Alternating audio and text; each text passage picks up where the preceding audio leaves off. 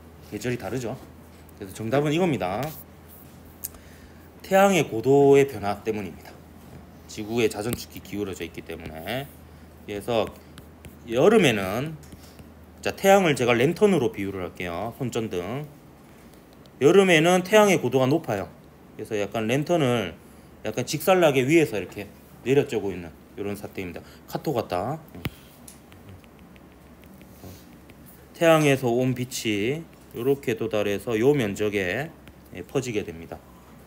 반면에 겨울에는 태양의 고도가 낮아요. 그래서 손전등이 약간 이런 형태로 비추는 상태입니다.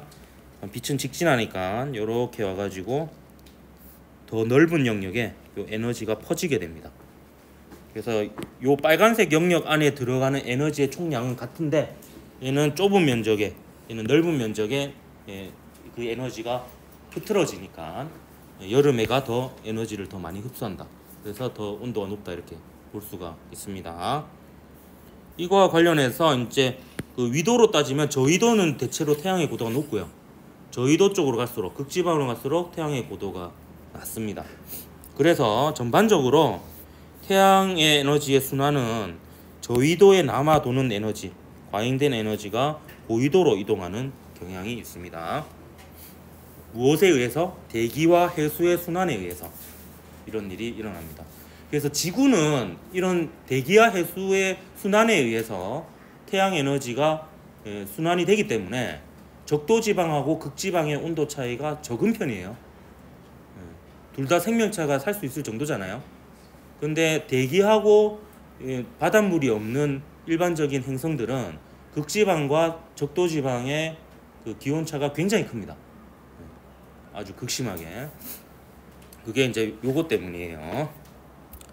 자, 그리고 이 태양에서 온 에너지는 여러 가지 형태의 다른 에너지로 전환이 되기도 합니다. 누가 정리했는지 몰라도 참 정리를 잘했죠. 예, 옥승환이라는 사람이 했습니다. 2시간에 거쳐서 했다고 하네요. 교과서를 고심을 해가지고. 자, 이 태양 에너지가요, 지구에 도달하기까지는 하나의 형태로 옵니다.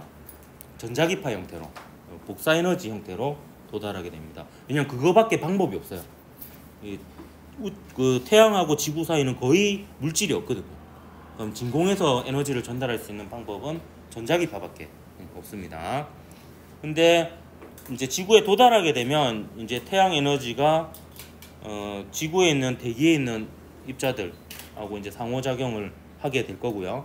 그러면 이제 대기에 있는 입자들이 운동 에너지로 전환이 되면 그게 바로 열 에너지가 되는 거예요. 그래서 지구에 도달하고 나서는 열 에너지로서 작용하는 부분이 있고 빛 에너지로서 또 작용하는 부분이 있습니다. 그래서 크게 두 가지로 나눠서 설명을 할게요. 열 에너지로서의 태양 에너지하고 빛 에너지로서의 태양 에너지가 각각 어떤 형태로 전환이 되는지를 한번 살펴보면, 우선 이 열 에너지에 의해서 강, 호수, 바다에 있는 물이 증발합니다. 그러면 구름이 만들어지고요. 구름이 커지면 중력에 의해서 낙하합니다. 근데 그 사이에 구름이 이동하기도 하죠.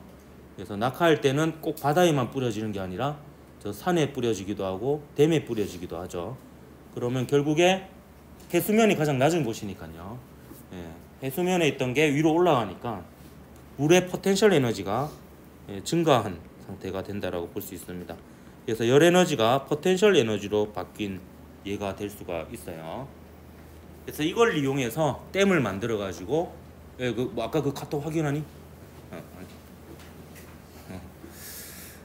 요 포텐셜 에너지를 이용해서 얘를 가둬놨다가 한꺼번에 흘리면 이제 운동 에너지가 되고, 그걸로 터빈을 돌려서 이제 전자기 유도로 전기 에너지를 얻을 수가 있죠.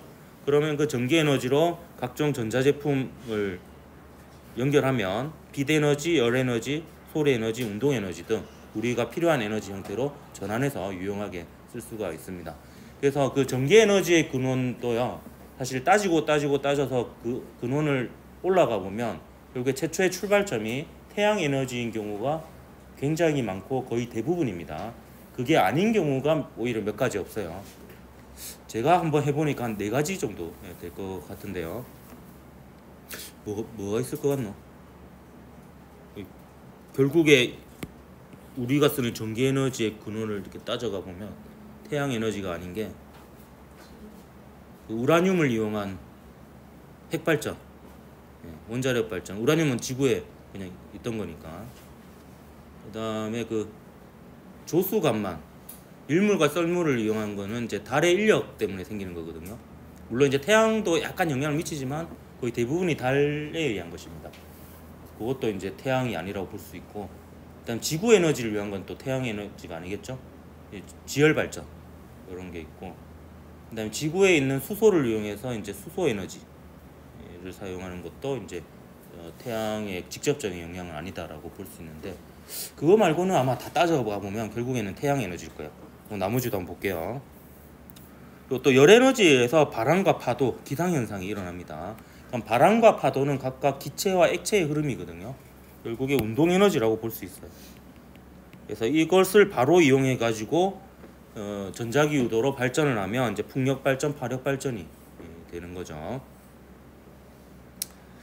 그 다음에 태양열을 이용해서 직접적으로 그 열을 이용해서 물을 끓여 가지고 증기로 터빈을 돌려서 전자기 유도로 전기 에너지를 만들어내는 방법이 있습니다. 이게 태양열 발전이 되겠습니다. 근데 태양을 통해서 바로 전기 에너지로 바꾸는 방법이 태양열 발전 외에도 태양광 발전이 있어요. 그거는 이제 빛 에너지를 이용하는 거예요. 이거는 그 전자기 유도 현상을 이용하지 않고 빛 에너지가 바로 전기 에너지로 바뀌어요. 그러니까 태양열은 사실 열 에너지가 물을 끓여서 증기, 그러니까 운동 에너지로 바뀐 다음에 전자기 유도에 의해서 전기 에너지로 바뀌는 거거든요. 근데 태양광 발전은, 태양광이라고 밑에 좀 적어 놓을까?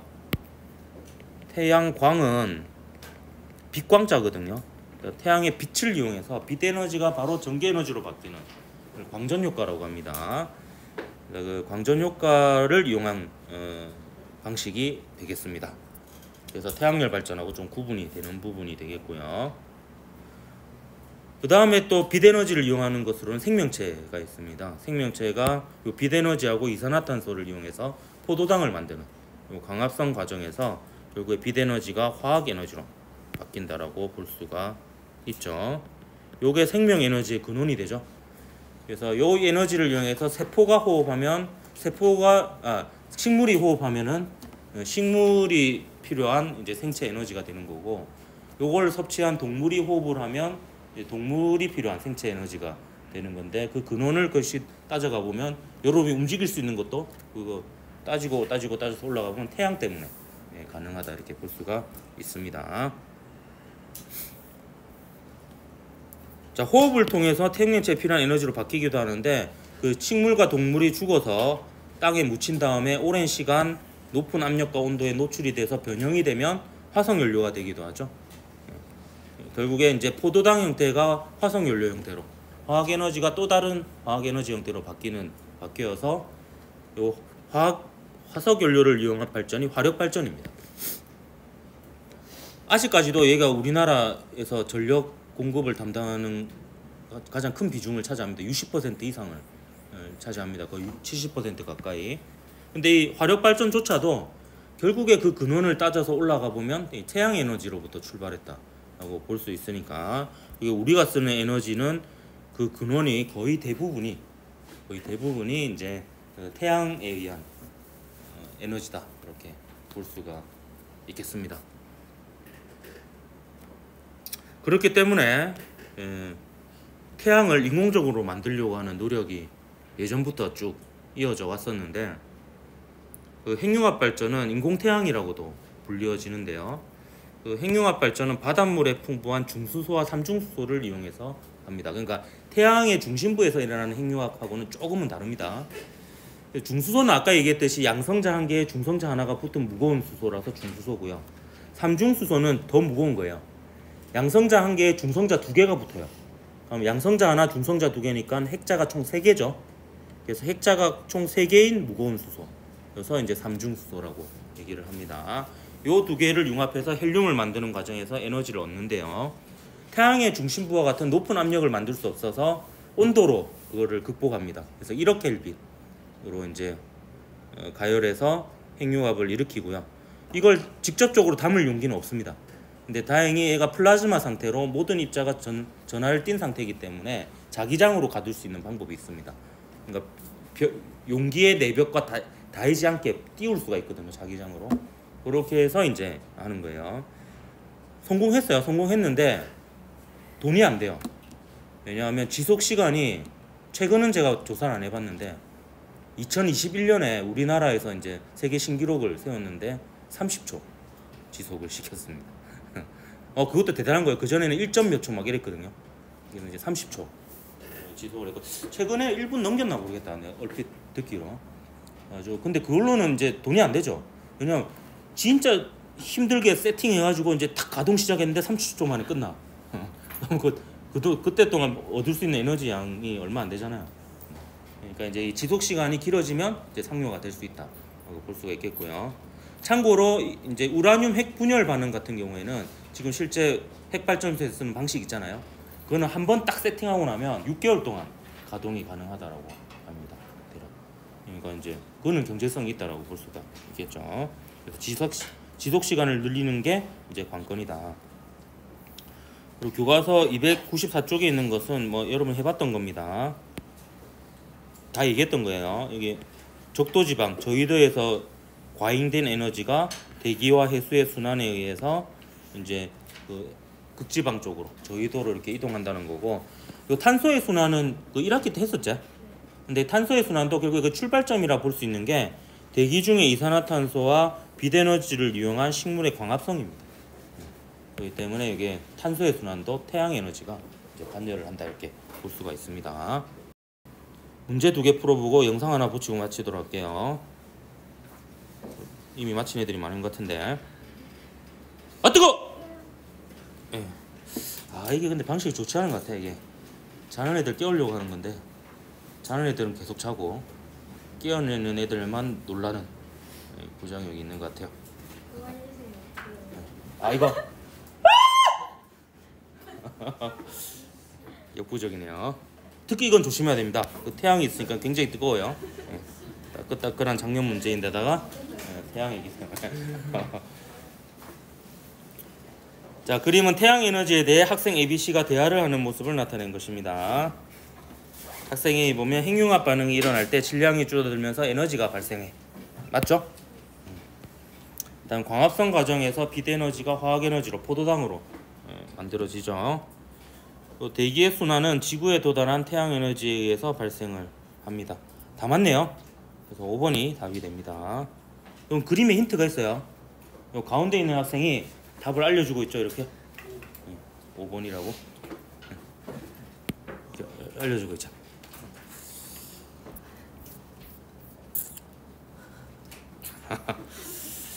자, 2019년 3월 고2 물리학원 18번 문제입니다. 18. 자, 그림은 태양에서 수소 원자핵 4개가 융합하여 헬륨 원자핵 1개가 되는 반응이 일어날 때 에너지가 발생하는 것을 무식적으로 나타낸 것이다. 수소 원자핵 1개와 헬륨 원자핵의 질량은 각각 스몰m 라지입니다. 옳은 것을 골라라. 기억. 수소 핵융합 반응은 태양의 표면에서 일어납니까? 아니죠. 태양의 중심에서 혹은 태양의 핵에서 일어난다라고 해야지 맞습니다. 자, 그리고 4m은 수소의 질량이고 수소 4개의 질량이고 라지엠은 헬륨 원자핵 1개 질량입니다. 어느 게 핵반응 전입니까? 4m이 핵반응 전 질량이고 라지엠이 핵반응 후 질량이죠. 그 과정에서 질량이 줄어들죠. 줄어든 질량이 에너지로 바뀝니다. 그래서 대소관계가 이렇게 되겠습니다. 다음 디귿. 태양에서 발생한 에너지의 일부는 복사 에너지 형태로 지구에 전달되죠. 2부는 전달 안 되고 그렇습니다. 2번이 답이니까 그럼 이만 하고 영상 하나 보고 마칠게요.